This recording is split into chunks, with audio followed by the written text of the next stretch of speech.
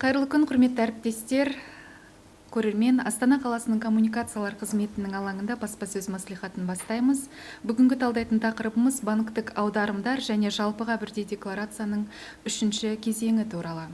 Дорогие зрители и коллеги, мы начинаем брифинг на тему о банковских переводах и третьем этапе всеобщего декларирования. Алаңымыздың құрметті қонақтарымен таныстырып өтейін. Астана қаласы бойынша мемлекеттік кірістер департаментінің жеке тұлғаларды әкімшілендіру және жалпыға бірдей декларациялау бөлімінің басшысы Бораш Ерасыл Жарқынбекұлы. Және Астана қаласы бойынша мемлекеттік кірістер департаментінің камералдық мониторинг басқармасының басшысы міндетін атқарушы Бекжуманов Анвар Зинуллаұлы. Қош келдіңіздер. Хочу напомнить зрителям, что вы можете задавать вопросы на нашем прямом эфире, а также оставляйте свои вопросы на наших аккаунтах в соцсети. Ендеше бастаймыз. Ерасыл мырза, сөз кезегі өзіңізде. Мархабат. Рахмет. Қайырлы күн, құрметті брифингке қатысушылар. Өздеріңіз білетіндей 2024 жылдың 1 қаңтарынан бастап заңды тұлғалардың басшылары, құрылтайшылары және де жеке кәсіпкерлер, олардың жұбайлары 3-ші жалпыға бірдей декларациялаудың 3-ші кезеңі бойынша декларациялау басталатын болады. Бүгінгі таңда елордамызда декларациялауға жататын 270 мың жеке тұлға тіркелген, және де олар салықтық есептілікті тапсырылуға міндетті. Негізінен жалпыға бірдей декларациялаудың басты мақсаты көлеңкелі экономиканы қысқартуды қамтамасыз ету, сыбайлас жемқорлықтың деңгейін төмендету, бюджетке қосымша түсімдерді қамтамасыз ету және әлеуметтік саясатты жетілдіру болып табылады.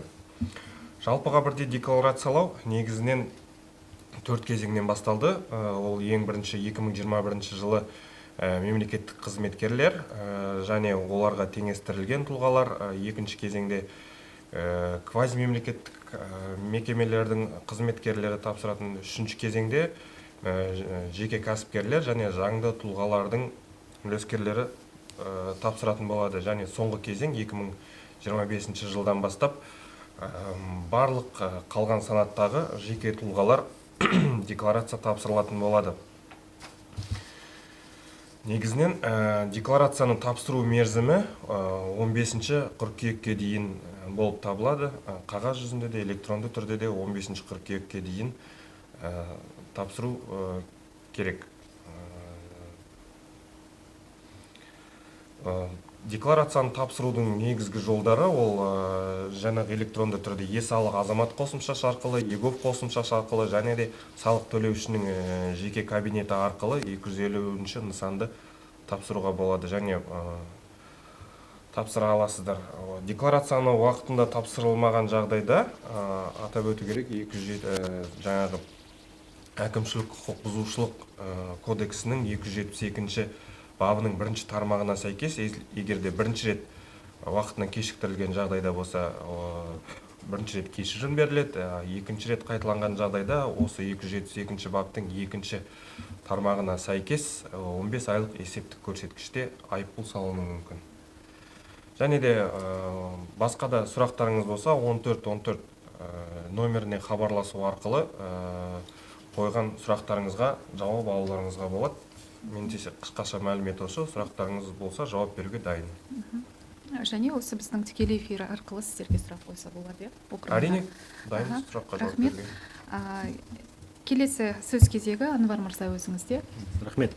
Добрый день, уважаемые участники брифинга, всех с наступившим Новым годом. На сегодня мы бы хотели бы разобрать с вами один из актуальных вопросов по поводу мобильных переводов.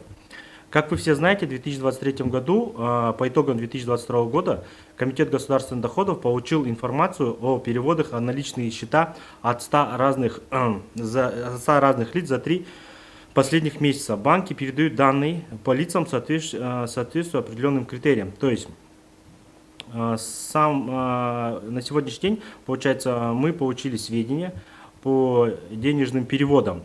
То есть, сразу хочу пояснить, то есть в случае наличия признаков предпринимательской деятельности будет просматриваться данный вопрос. Зачем нужны вообще в целости, зачем нужны проверка мобильных переводов? Проверка мобильных переводов нацелена на вывод из тени незаконной предпринимательской деятельности. Некоторые предприниматели получают оплату за товары или услуги посредством мобильных переводов. Однако данные переводы производятся без применения контрольных кассовых чеков, посттерминалов, QR-кодов. Соответственно, невыдача чеков и ущемляет, тем самым они ущемляют права потребителей. Следует подчеркнуть, что государство не будет проверять все мобильные переводы, то есть попадут в зону риска те налогоплательщики, по которым имеются признаки предпринимательской деятельности. Также нужно отметить то, что вы также можете проводить мобильные переводы, то есть оказывать своим родственникам, друзьям, это не запрещено. Данные меры направлены больше всего на выявление скрытых доходов и незарегистрированных предпринимателей, особенно тех, кто получает оплату через мобильные переводы на личные счета. Предпринимателям рекомендуется принимать оплату на специальные расчетные счета. Некоторые предприниматели отказываются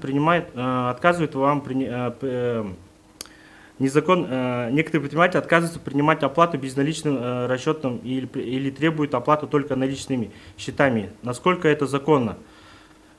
Согласно нормам законам о платежах и переводах предусмотрены различные способы оплаты. Это, то есть банковская карта, QR-кодами и наличными счетами. Отказ при безналичных платежей является неправомерным, что тем самым нарушает права потребителя. За отказ предпринимателей в принятии платежей в платежной карточке предусмотрена административная ответственность. То есть на первый раз идет предупреждение, а на повторный раз идет уже нарушение в виде административного штрафа в размере 40 МРП. Что хотелось бы сказать, что включает в себя камеральный контроль. Камеральный контроль включает в себя выявление незарегистрированных индивидуальных предпринимателей, также занижение дохода. В рамках камерального контроля у налогоплательщика имеется право в первую очередь будет отвечать на данные уведомления. То есть в первом случае будет выставляться уведомление камерального контроля. После выставления уведомления камерального контроля налогоплательщик отвечает либо согласием, тем самым регистрируется в качестве индивидуального предпринимателя, либо предоставляет декларации отражения своих доходов.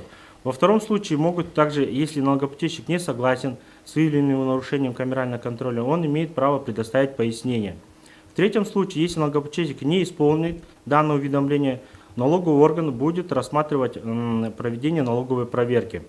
Хотелось бы также обратить большое внимание на то, что добросовестных налогоплательщиков Комитет государственных доходов не будет проверять.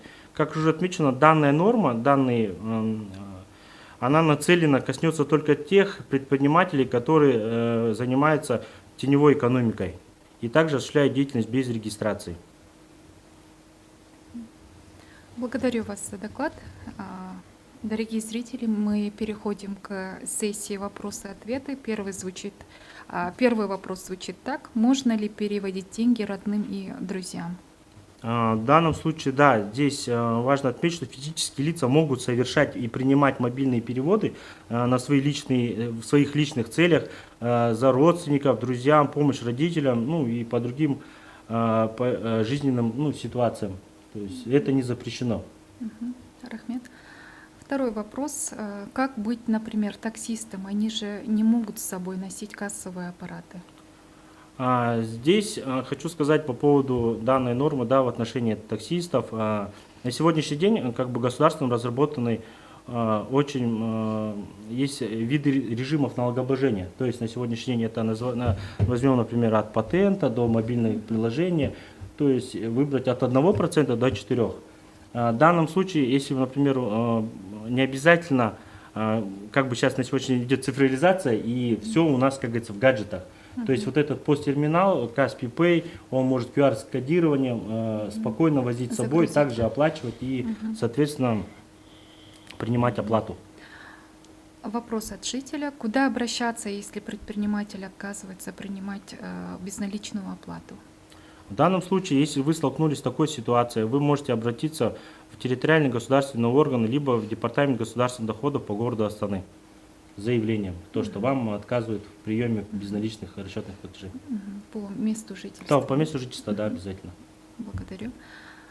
Мен жеке кәсіпкерлікті 2023 жылдың 20 желтоқсанда жаптым. 2024 жылы декларация тапсыруым керек пе деген сұрақ келіп түсіпті. Жоқ, бұл жерде тапсырылмайды. Егер де сіз жыл соңында, яғни 31 желтоқсан күнге алған кезде жеке кәсіпкер ретінде тіркелмесеңіз, сізге 250 нысанды форманы тапсыру міндеттелмеген. Жақсы, келесі сұрақ. Менде қымбат сағат бар, оны көрсету керек пе дейді. Егер де жаңа бағалы бұйымның бағалау қағазы болса, ол 1000 айлық есептік көрсеткіштен асатын болса, ол кезде көрсетесіз. Если 1000 айлық есептік көрсеткіштен аспайтын жағдайда, оны көрсету міндеттелмеген. Көрсетпесеңіз болады, көрсетпейсіз. У меня есть ИП, в прошлом году купил квартиру в Казахстане. Как мне ее отразить? В 250-й форме не отражается то, что у вас находится внутри государства. В 250-й форме отражает то, что у вас находится за границей. Благодарю вас за ответ. Бүгінге келіп түскен сұрақтар осы. Тағы да сұрақтар болып жатса, көрермендерден біз сіздердің баспасөз хатшыларыңызға жібереміз. Ары қарай жұмыстанасыз деген ойдамыз. Құрметті спикерлер, Астана қаласының коммуникациялар қызметіне келіп, осындай халыққа қажетті ақпараттармен бөліскендеріңіз үшін үлкен алғыс білдіреміз. Құрметті көрермен, назарларыңызға үлкен рахмет. Келесі кездескенше.